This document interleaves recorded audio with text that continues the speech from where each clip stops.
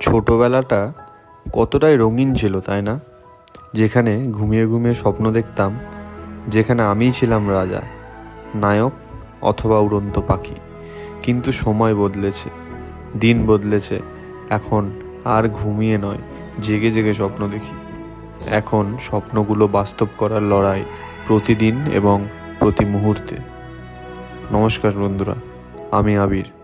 ইউনিটেকের gate টুয়ে আমার ছোট্ট একটি স্বপ্ন রয়েছে, জেনে ফুটবলা নামে।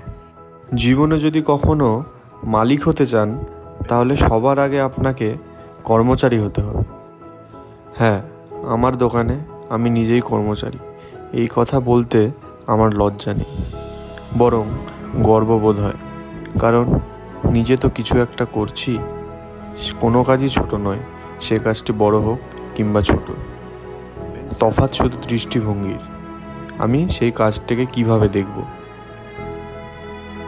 সকালে উঠে দোকান খোলা থেকে শুরু করে রাত্রের দোকান বন্ধ করা পর্যন্ত এই পুরোটাই আমার কাছে একটা জার্নি।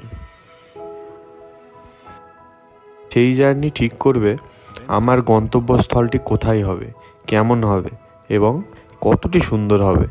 যাই হোক, আমার মামা আমাকে শিখিয়েছে পরিশ্রম ছাড়া জীবনে কিছু নেই। তাই পরিশ্রম করেই সব কিছু জীবন থেকে ছিনিয়ে নিতে হবে।